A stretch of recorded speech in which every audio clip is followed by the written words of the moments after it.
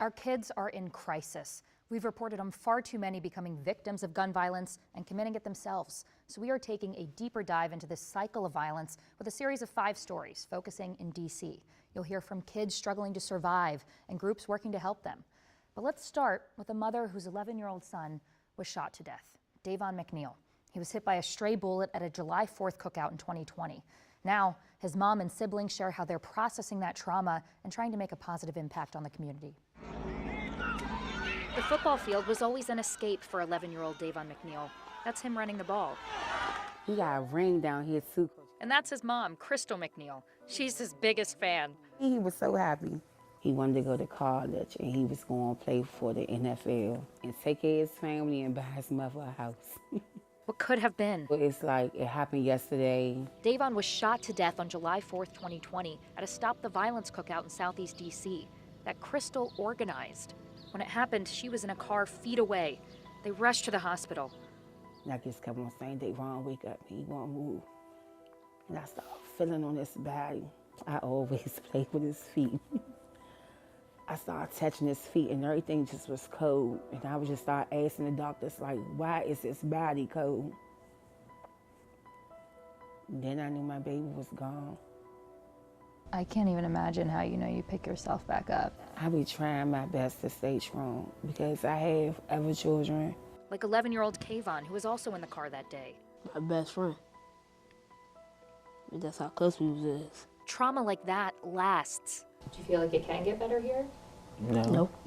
That's Davon's stepbrother, Khalik Lawson. It's like sometimes I don't like to go outside because they be like chewing and stuff. A lot of kids, they do need help. Like I get phone calls like 3 o'clock in the morning. I get DMs asking me like when they gonna be okay, and I don't have the right words for them because I don't know when I'm gonna be okay. Instead of words, an escape. Crystal just took Davon's siblings and friends to Florida. It was awesome. She says she's doing what she can. I'm still in the same community doing the work where I lost my child at, and I don't get the help and the support like you would think that I should get. She needs officials and neighbors to step up. We need more recreation centers. We most definitely need real mental health support for the kids, and they know it too. As she holds them up, she's leaning on these walls. Yeah, it's just all his pictures. Her biggest fan now standing watch. Now, Crystal is working on a foundation in her son's name to offer mental health services and activities like sports to support kids. Kids like the ones you're about to hear from. DC police have been telling us that more of them are being arrested for certain crimes. We went straight to the source to find out why. The background track to childhood for so many DC kids. I had to run for my life. At 12 years old, Rashad Bates has already lost friends to gun violence. 15-year-old Gerald Watson, 11-year-old Karan Brown. I'm tired of losing people I love the most. It's like your heart sink, boom. 12-year-old Promise Ellis feels it too. It's a lot of stuff like that goes on, and it makes me not even want to be outside. Some children have turned that pain on others. While DC police data shows overall violent crime has decreased a bit since 2019, gun crimes are up. When it comes to kids, we have to look at arrests, and we're seeing increases in certain offenses, mainly carjackings. From July to December 2021, police arrested 72 juveniles for carjackings. During that same period in 2019, it was only 16 according to arrest records. Chief Robert Conti said when it comes to robberies in 2022, they've already arrested more juveniles than adults. I used to post guns, used to be in the streets, not like that, but like in the street, but I used to follow the wrong crowd, used to be and stuff, getting shot at.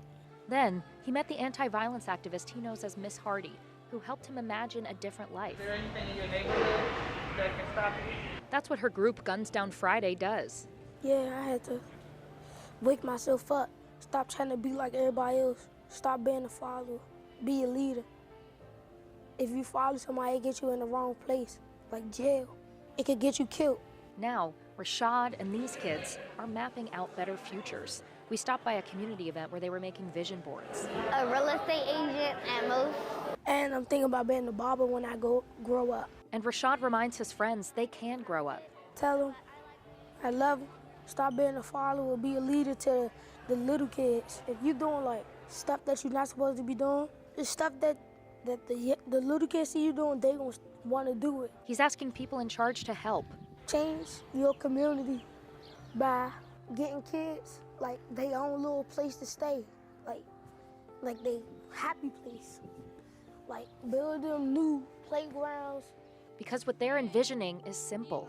I want myself to be safe and stuff. To be safe and just be a kid. Yeah. We asked DC Police for more stats on juvenile arrests and had to submit a public information request. We're still waiting for that info. But in the meantime, DC Police have launched many different initiatives to target violent crime. We followed around one that's peddling peace. I love it. I absolutely love it. DC Police Officer Anthony Attardo prefers a peddling patrol. He's part of the new community-focused patrol unit DC Police launched in July 2021. 27 officers on mountain bikes cruising through some of the highest crime areas in DC.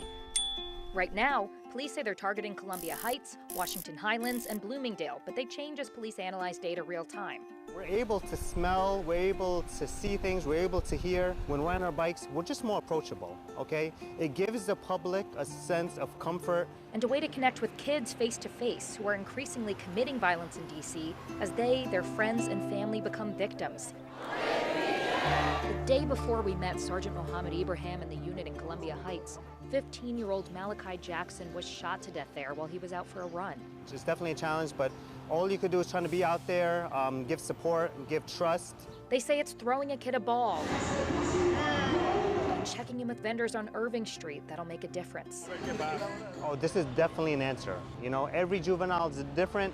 We try to hear them out. We just want to have one positive interaction that they say, wow, MPD was here for me. Police say this route kicks the summer and fall crime initiatives up a gear. Chief Robert Conti says the areas those programs focused on saw a 20% decrease in violent crime in summer 2021 and an 11% decrease in the fall. Some of our officers, they caught a robbery. Our officers also made an arrest for an assault. Just from our presence being out there, we've made some great cases. Police say they don't have the stats yet on the unit's impact, but these officers say they see the success every day. Well, when the neighborhood and the community ask for you specifically, that's always a good feeling to have. Come on, like, hey, officer, you know, they'll stop, they'll ask you questions, they'll engage with you. I love to be here. I love to engage with the community. If we could make one difference in someone's life, I'm happy with that. So in communities rattled by violence, they all continue to peddle peace. DC Police has also recently launched the Violent Crime Impact Team, which partners with federal agencies and mentorship programs for people identified as at risk of committing crimes. But there are other groups working to help, like the Wentz Center. They're just struggling to find the funds to serve everyone who needs them. I smile because they're smiling in the pictures, but my heart breaks. Kiana Wright's heart breaks for her 9-month-old daughter, Savannah, killed in 2015 through alleged child neglect at daycare, and her brother Brian, shot to death in D.C.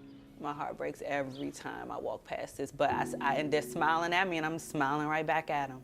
That smile's been a work in progress. Just with me sitting talking to you now shows that progress was made. Her 3 other kids weren't quite ready to talk to us, but they've all been talking with the Wentz Center in D.C., a group that says they help people heal from life's worst moments. The walls of this center are full of heartbreaking stories from kids, and it is almost always related to gun violence. Executive Director Michelle Palmer says they give kids tools to address that trauma. There is a lot of conversation now about this false narrative that somebody is either a perpetrator or a victim, that there's an either or, when the reality is that most oftentimes they are both. When we're talking about resources, that kids need, what is the lack that we're seeing? What do we need more of? We need clinicians who are trauma trained in the modalities that we know help kids heal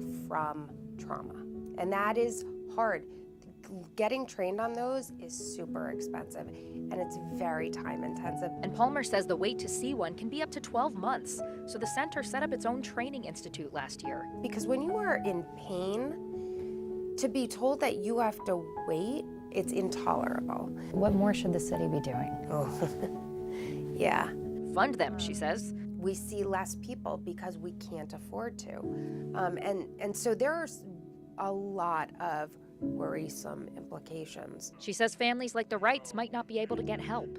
To be able to give free resources to families is really important. Who can think about money if your world has just been rocked by some type of grief or trauma? The Went Center saves lives. The Went Center saves lives. The Went Center saves lives, she said. And so do the 5 activists I'm about to introduce. They spend their days helping the community, trying to give kids alternatives to violence. We sat down for an in-depth discussion about where we go from here. They've each been touched by violence. They're all working to end it. We brought them together to talk solutions. We've seen an increase in violence over the past few years. We've seen an increase in kids getting involved in it. What are your thoughts on what the trends are telling us right now? The trends are telling us we're in trouble.